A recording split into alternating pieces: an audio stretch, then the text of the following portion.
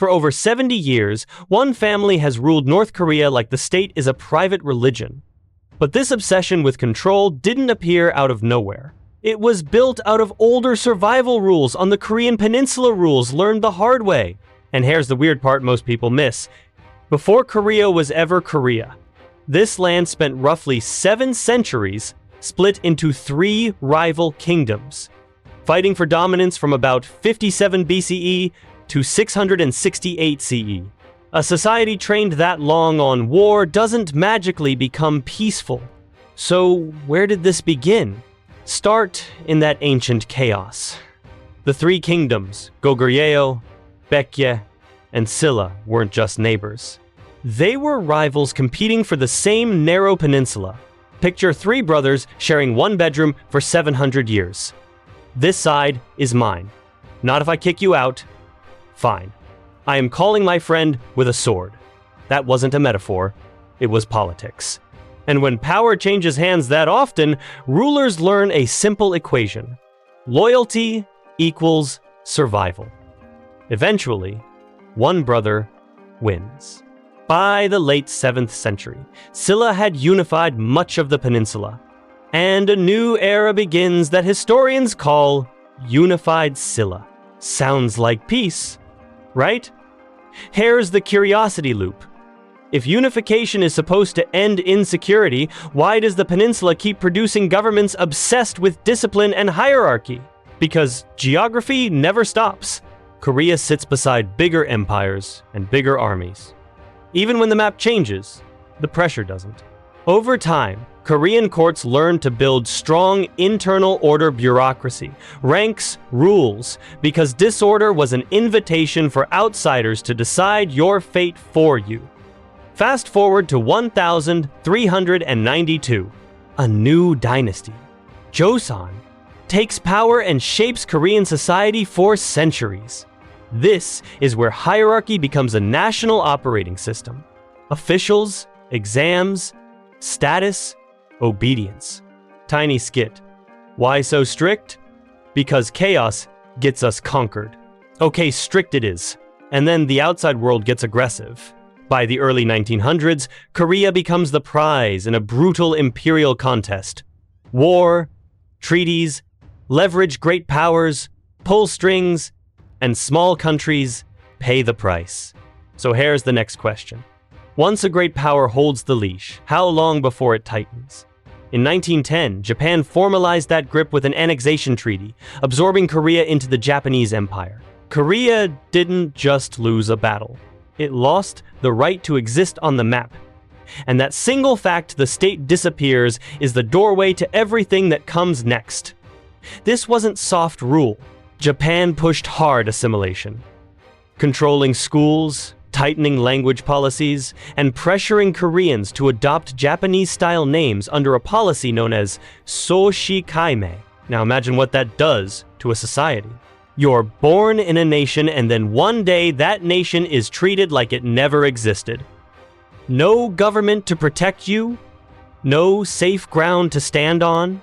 From the people's point of view, the lesson is brutal and simple. If you don't control your fate, someone else will. It's in that environment that Kim Il-sung grows up watching the blueprint of mass control in real time. Build a sacred leader, rewrite the national story, crush disagreement, and turn fear into a daily habit.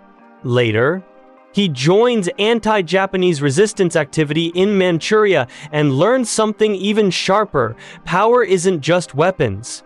Power is the ability to define reality for millions of people. But at that point, Kim only has the formula. He's still missing the one thing that matters: an opening big enough to use it on an entire country. That opening arrives when World War II ends and Japan surrenders. Korea is free, but freedom doesn't land gently.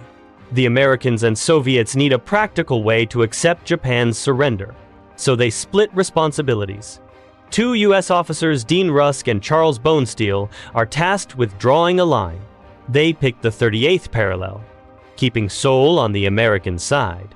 1 pencil stroke, 1 latitude line, and a peninsula is cut in half.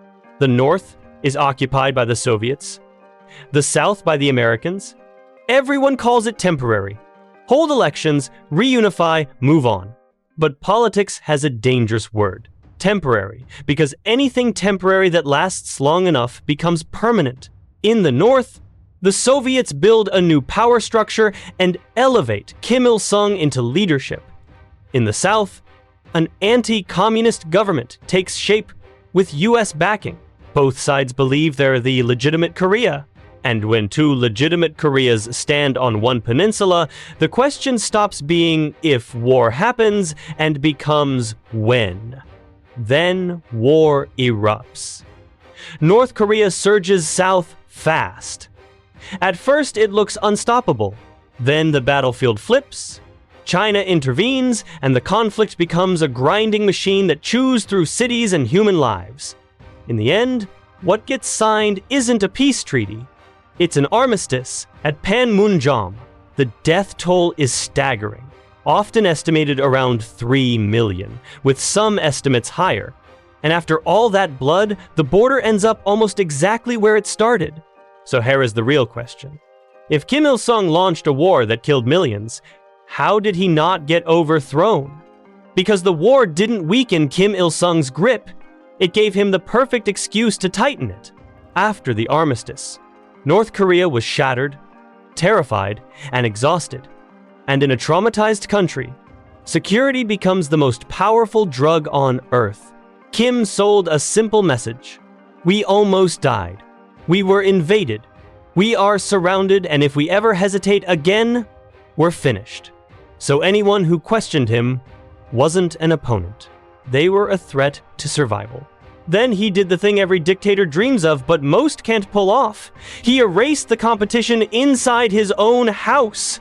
In 1956, senior figures tried to challenge Kim at a party, meeting what's commonly called the August Faction Incident. It failed, and after it failed, the lesson was broadcast through silence.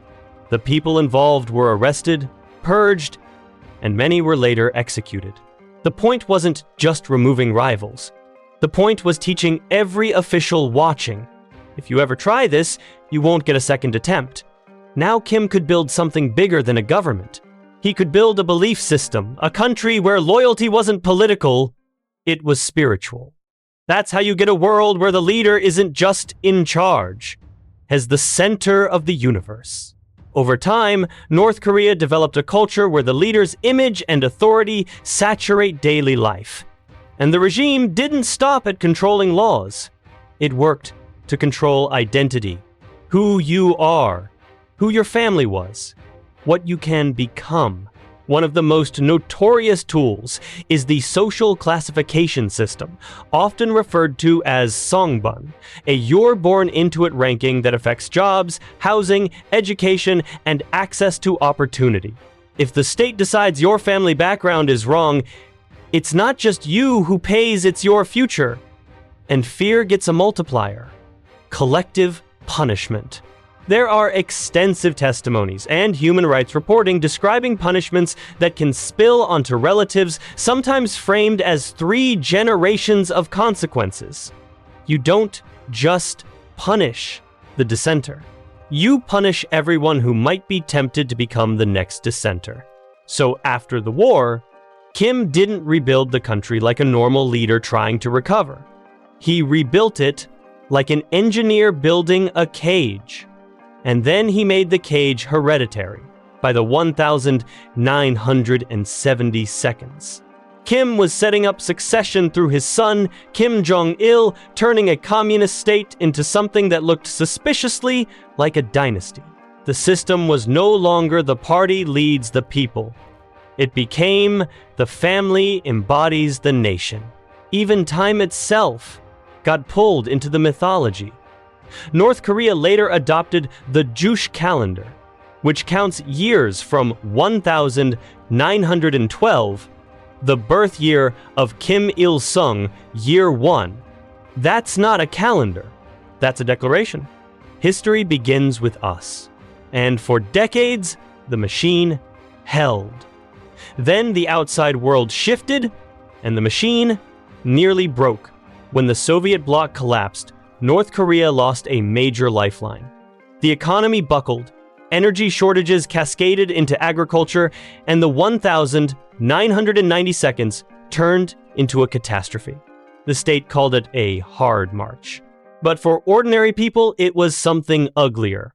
Hunger that didn't end, families disappearing, and a society forced into desperate improvisation just to survive. This is also why estimates of famine deaths vary widely, because information was sealed, movement was restricted, and truth itself was treated like contraband. Here's the pivot. Famine taught the regime a terrifying lesson. If you can't reliably feed people, you need something else, something that makes the outside world hesitate, and makes the inside world accept sacrifice as destiny. You need an insurance policy. So North Korea leaned into the one thing that forces powerful countries to calculate risk: nuclear weapons. In October 2006, North Korea conducted its first nuclear test. Sanctions followed, condemnations followed, and the regime basically shrugged because the bomb wasn't about popularity. It was about survival. Then, the dynasty passed again. Kim Jong-il died in December 2011, and Kim Jong-un succeeded him. A lot of outsiders predicted the young successor would be weak.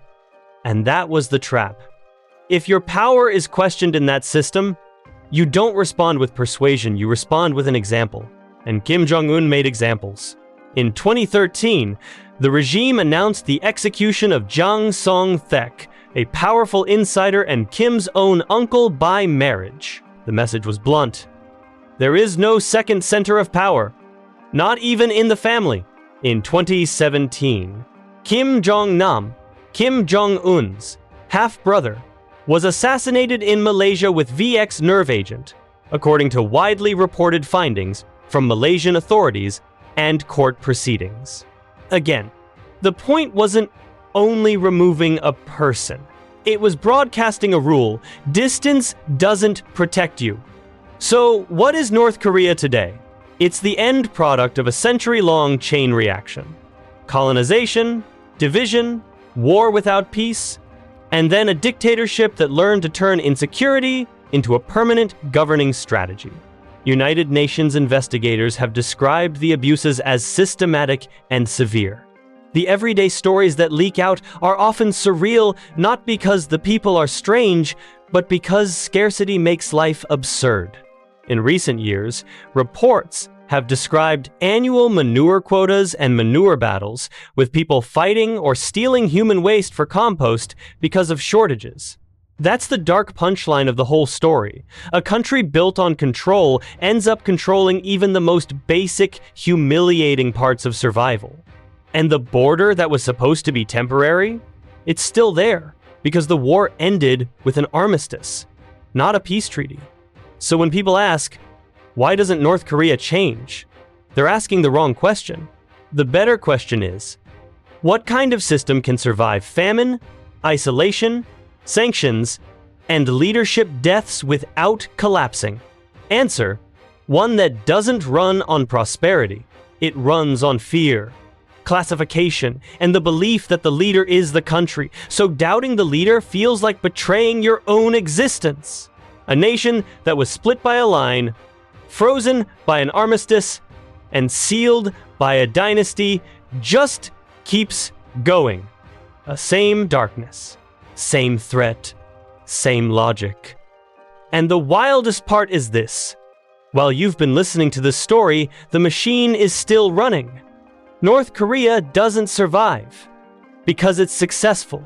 It survives because it's built to outlast failure. If the economy collapses, the story becomes, we're under siege. If people starve, the story becomes, sacrifice proves loyalty. If someone doubts, the system doesn't argue. It isolates, intimidates, and makes an example. The regime doesn't need you to be happy. It needs you to be afraid and convinced there's no alternative. That's why change is so hard. Because in normal countries, bad outcomes create pressure for reform. In North Korea, bad outcomes create pressure for more control. Every crisis becomes proof that the outside world is dangerous. Every shortage becomes proof you must obey. Every rumor becomes proof that truth is a weapon, so the state must own it. So when you hear the phrase, the most extreme dictatorship, don't imagine it as one villain and a bunch of brainwashed people. Imagine a machine designed over decades to do three things perfectly: keep citizens separated from the outside, keep citizens separated from each other, and keep the leadership untouchable politically, emotionally, and even spiritually. A peninsula was cut by a line that was supposed to be temporary.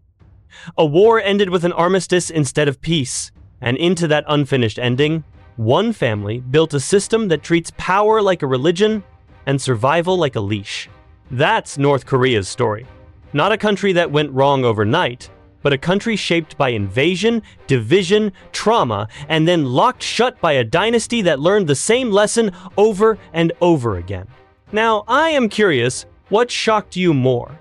The way the peninsula was split by a pencil line, the way loyalty became a life or death rule, or the way the regime turned an entire nation into a family business? Drop it in the comments. And if you want another speedrun like this, same style, same intensity, hit like and subscribe, because the next story is just as insane.